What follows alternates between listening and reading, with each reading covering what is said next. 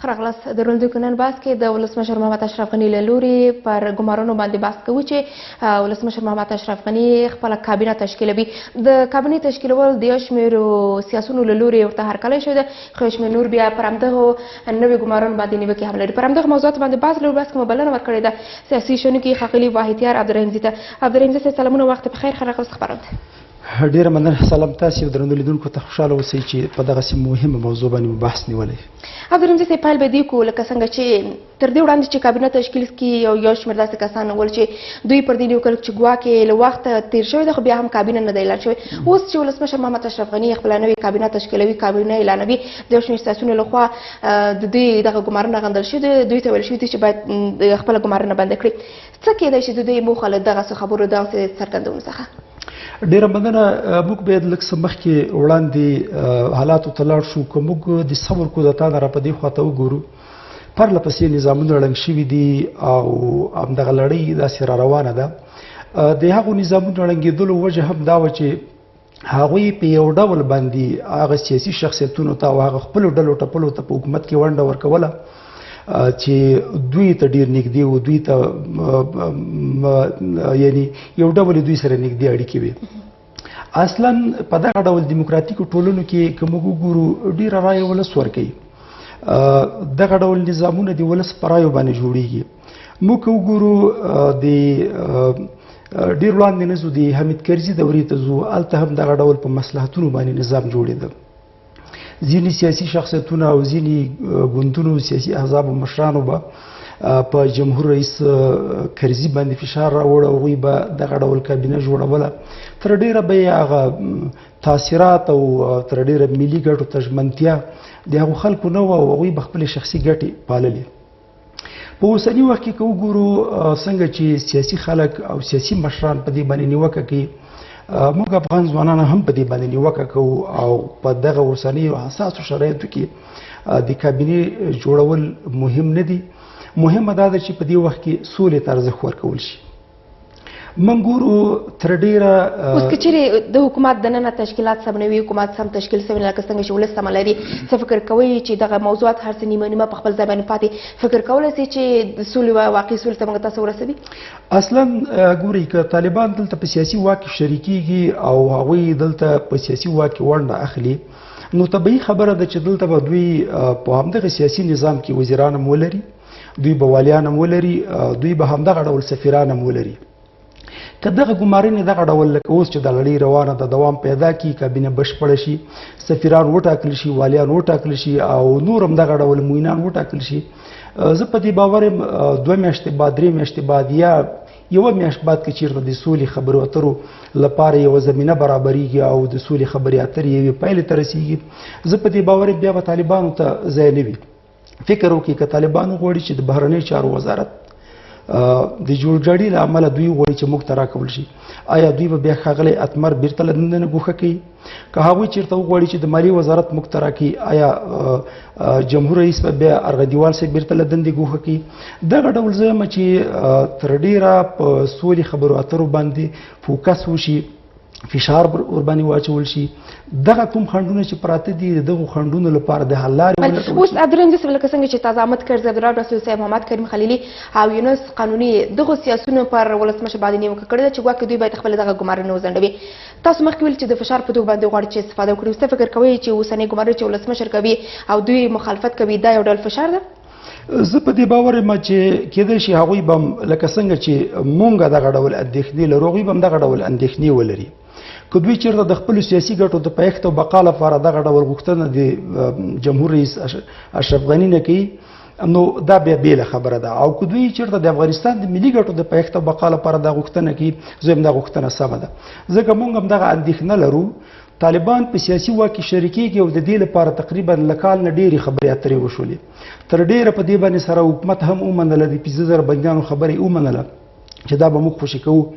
په اوسني حالاتو کې یعنی که چیرته د خبرې دوام پیدا کړي، د سولې خبرې اترې پایلې ته رسیږي، طالبانو ته به په سیاسي واک کې څه ورکول کېږي؟ وزارت ورته پاتې نه ده، امنیت ورته پاتې نه ده، سفارت ورته پاتې نه ده. تر ډیره کیدای شي طالبان بیرته خو هغه موضوعات جلا د کچیر باس نه ډیر ځته لري لاندې شو. تر دې پورې بین الافغاني خبرې نه دی پیل شي. کله چې بین الافغاني خبر پیل شي دا ټول موضوعات به پکې داخل شي. اوس د کابینې تشکیل د څه فکر کوي کومې ګمارنې چې د ولسمشر اشرف غني له لوري ترسره کیږي تر کومه حده پورې دغه ګمارنې پر ځای دي؟ زه په دې باور یم په دې ګمارنو کې ځینې ګمارنې چې دي هغه ولسم ترازي ده او په هغو اشخاصو باندې یو څه باور موجود ده. هغوی په ځینو وزارتونو کې یعنې وزارتونه یې کړي دي تر ډیره چارې ښې وې. کومې ګمارنې چې موږ ورباندې نیوکه کوو، مثلا د اطلاعات او فرهنګ وزارت ډېر ویل کېږي چې دا د کس د محقق زوم ده او په دغه یوه ملي ژبه او رسمي ژبه چې پښتو ده او د افغانستان 15 سلنه خلک په دې ژبه خبرې کوي، دی په دغه ژبه نه پوهېږي. زموږ غوښتنه دا ده چې دلته د مسلک له مخې، د اهلیت له مخې، د وړتیا له مخې، شایستګۍ له مخې خلک په دغه کابینه کې جای په جای شي. نه دا چې دی د محقق زوم ده، دی د استاد سیاف وراره ده، دی خوری ده. دغه ډول د نورو سیاسي احزابو یا ګوندونو که چېرته سیاسي احزابو ګوندونو ته ډېره ونډه ورکول شي، دغه ډېر پراخه ولسونه د افغانستان خلک به بیا څه کوي.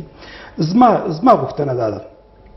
دلته باید جمهور رئیس او د دوی کاري ټیم، د دوی سلاکاران په کار دا ده چې د افغانستان په خلکو باندې غږ وکړي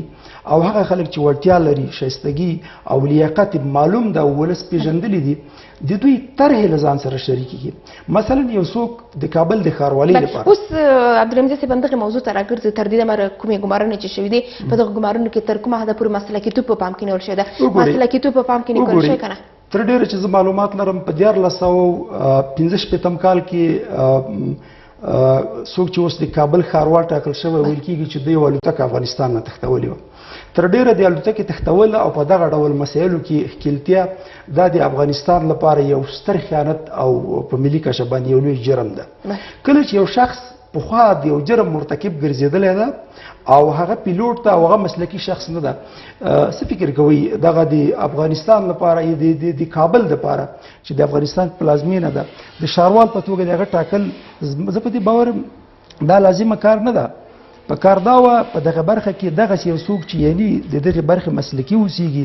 په دې برخه کې کار کړی وي، په دغې برخه کې ځانګړې طرحې د جمهور رئیس سره شریکې کړي وي او جمهور رئیس دی ومني. ویل کېږي وایي چې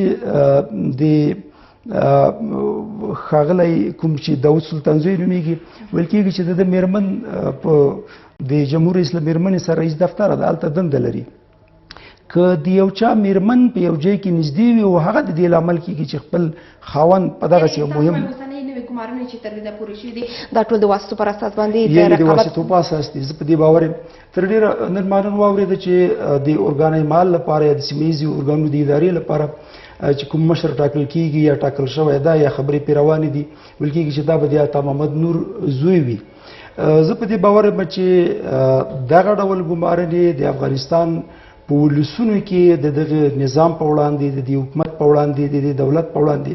کرکه رامنځته کوي، واټن رامنځته کوي او ولس د دې حکومت سره، د دې دولت سره فاصله پیدا کوي. ښه خبره دا ده چې تر ډیره مسلکیت په پام کې ونیول شي، اهلیت په پام کې ونیول شي. د سیاسي احزابو زه په دې باور یم چې جمهور رئیس هم ځان کاندید کړي، د دې سیاسي احزابو مشران هم کاندید وو. هغوی ته تر څو پورې خپلې ګټې وپاللې او خپلو ګټو پسې وګرځېده، په رایو کې رایې ونه ګټلې، په ولس کې ځای نه درلوده، ولس ورباندې باور نه درلوده. یو د سیاسي حزب مشر د دوی معاونین دی او تر ډیره په ولس کې ځای نه لري. اوس همدې موضوع ته ډېر باید پام د ولس ته وشي او هغو خلکو ته چې دوی وړتیا ولري. همدې موضوع ته راګرځو چې په تېر کې هم ولس پر کابینې باندې نیوکه درلوده چې ګواکې هغسې کسان په دې کابینه کې ورته ځای ورکړل شوی دی چې د ولس رښتینې استازولي نشي کولی، د دوی ستونزو ته رسېدګي نشي کولی. که چېرې دا ځل بیا همداسې کسانو ته ځای ورکړل شي، څه فکر کوي چې ولس چې څومره باور پر حکومت باندې کړی دی، د دوی کابینې پر تشکیل باندې کړی ده، دغه باور به هم له لاسه لاړ شي؟ زه په دې نظر یم چې په تېره کې هم ما مخکې د کرزي صاحب کابینې ته اشاره وکړله، ښې پایلې نه درلودې، تر ډېره ناکامې کابینې وې. هغوی ملي ګټو ته ژمن نه وو، بهرنۍ هیوادونو ته ژمن وو، کورونه په بهر کې وو، د افغانستان ملي ګټې ورته مهمې نه وې. دلته به چې کله معاش واخیسته یا به یو ډول سره دغه میلیاردونه ډالر چې افغانستان ته راغلل د هغې نه به یې شوکه وکړله. پنجشنبه به دوی او چهارشنبه به چهارشنبه او پنجشنبه به دوی روانو بهرنۍ هیوادونو ته. زه په دې باور یم دغه کار که بیا هم تکرار شي چې د ایران، پاکستان، مثلا انګلستان، امریکا یا د بهرنۍ نور هیوادونو په غوښتنه باندې د افغانستان په کابینه کې خلک ځای په ځای شي او د افغانستان د ولس سره د قومونو سره د افغانستان د خلکو سره رابطه ونه لري، په ولس کې ځای ونه لري، بیا به د ولس او د حکومت او د دولت ترمنځ واټن او فاصله ډیره وي او ولس به په دې حکومت باندې په دې دولت باندې باور ونه کړي. اوس هم د ولس غوښتنو ته راګرځو چې ولس له ولسمشر غني څخه دغه تمه لري، دغه غوښتنه کړې چې په نوې کابینه کې داسې کسان ته د ځای ورکړي چې هغه مفسد نه وي، په فساد کې لاس ښکیل نه وي. اوس تر کومه حده پورې د ولس دغه غوښتنو ته پام شوی دی، د دوی غوښتنې په نظر کې نیول شوي دي؟ تر دې پورې کوم کسان چې ګمارل شوي دي دوی مفسد دي، دوی په فساد کې ښکیل دي که نه دي؟ زما له نظره ما مخکې اشاره وکړله، زه چې د دې سوشل میډیا نه ګورم او اورم، په اتمر صاحب باندې او په ارغندیوال صاحب باندې تر اوسه پورې ډېرې نیوکې نشته. ارغندیوال صاحب د اقتصاد وزیر پاتې شوی دا او په هغه وخت کې هم چې کله د اقتصاد وزیر او د فساد او د دغسې یو څه کومه بیلګه موږ نه وینو نه لرو. اتمر صاحب د کورنۍ چارو وزیر و، د کلو پراختیا وزیر و، تر ډیره د پوهنې وزارت وزیر و. دا ویل کېږي چې په هغو وزارتونو کې ښې لاسته راوړنې درلودې او هغه وزارتونو کې ښې چارې ترسره کړلې او د ولس لپاره یې غوره خدمتونه ترسره کړي دي. موږ ورځو د اطلاعات فرهنګ وزارت ته چې د افغانستان په وزارتونو کې د اطلاعات فرهنګ وزارت چې د ملا د تیر حیثیت لري، دغه کوم ځوان چې اوس دې وزارت لپاره ټاکل شوی ده تر ډیره ویل کېږي د کور د بچي او د کورنۍ اوس هم په ایران کې ده. موږ سره په دې تیرو 20 کلونو کې او له دې نه وړاندې چې موږ د افغانستان دغه اوږده جګړې او انقلاب ته وګورو، ایران له موږ سره په کلتوري برخه کې، په فرهنګي برخه کې، یعنې تر هغو هیوادونو چې افغانستان ته جنګیالي رالیږلي دي، ایران په دغو برخو کې له هغوی کم نه ده. ایران په دغو برخو کې د افغانستان سره تر ډیره ظالمانه چلن کړی ده. د افغانستان یعنی کوشش دا کوي چې په کلتوري برخه کې په یو ډول یرغل د ایران لخوا نه د افغانستان که دغه ډول یو شخص چې د ایران ګټو ته ژمن وي، د کورنۍ په ایران کې وي، تر ډیره ویل کېږي چې ایران کېدای شي هم په دغه دولت باندې فشار راوړي. یعنې تاسو وایئ چې په اوسنۍ نوې کابینه کې چې کوم تشکیل د افغانستان لپاره نه بلکې د بهرنۍ هیوادونو لپاره. یعنې تاسو وایئ چې بهرنۍ هیوادونه په دې تشکیل کې حتمي او ضروري لاس لري؟ زه په دې باور یم چې که چېرته دې حالاتو ته وګورو چې دغسې یو څوک چې دی د اطلاعات فرهنګ وزارت لپاره ټاکل کېږي، زه وایم چې دا خبره به رښتیا وي چې هغوی هیوادونو به یو ډول فشار راوړي. مخکې موږ بیلګې لرو، امرالله صالح د امنیت رئیس و، تر ډیره ویل کېږي چې د پاکستان په غوښتنه باندې هغه یو وخت کې له دندې نه ګوښه شو. دغه ډول د کورنۍ چارو وزارت لپاره نومرانه د څوک وزیر و، هغه له دندې نه ګوښه شو چې پاکستان نه شو زغملی. تر ډیره ځینې نور چارواکي او په دې سرحدي سیمو کې چې کوم خلک موږ د دې ګاونډي هیوادونو سره یعنی مشران ټاکل کېږي، تر ډیره ګاونډي هیوادونه په دې کې په افغان دولت باندې فشار راوړي او کله کله هغوی له دندو نه ګوښه کېږي. زه وایم که دغه ډول حالت دوام وکړي او د اوس همدغه فشارونه څه کېدای شي چې تاسو د دې فشارونو له کبله دلته افغان حکومت د هغوی غوښتنې مني او کوم کسان چې دلته ګمارل سوي دي هغه لرې کوي، پر ځای نور کسان ګماري؟ فشارونه څه دي؟ زه په دې باور یم چې د افغانستان دولت هغه فشارونه به دومره فشارونه نه وي چې یعنې د افغانستان دولت دومره کمزورې ځان احساس کړي. خو د ګاونډي هیوادونو سره ځینې راکړې ورکړې لرو او د هغو راکړو ورکړو په نتیجه کې که افغان دولت دې ته لیواله وي چې که موږ د هغوی غوښتنې ونه منو نو موږ سره به په سیمه کې دغه ګاونډي هیوادونه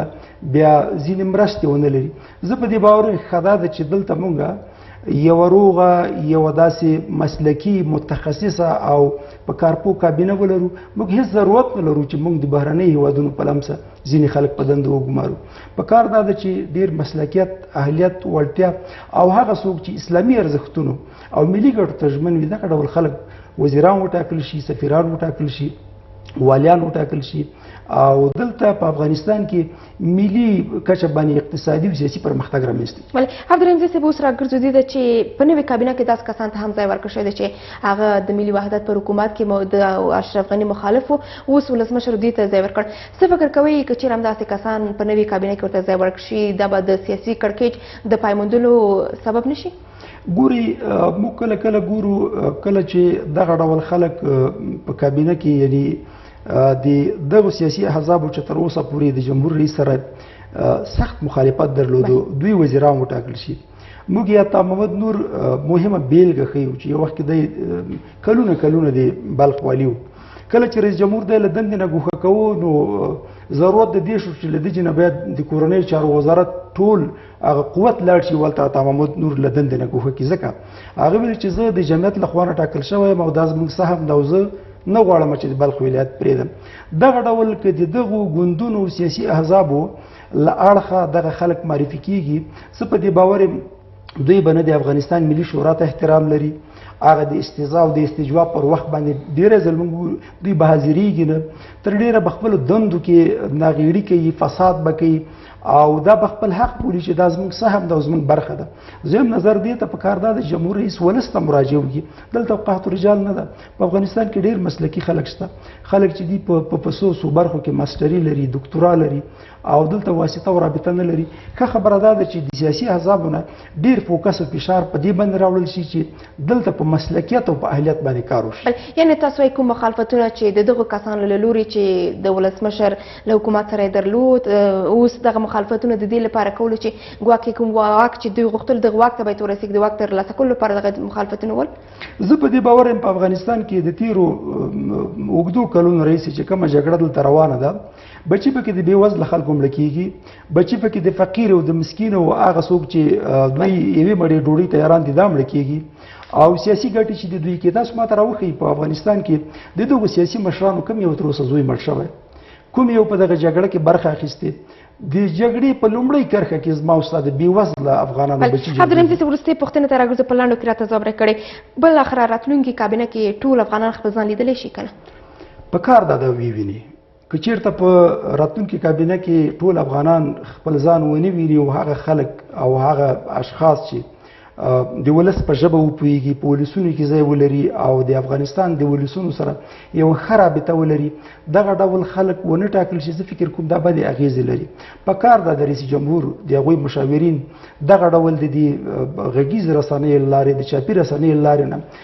چې کوم د افغانستان ځوانان سیاسي خلک او نور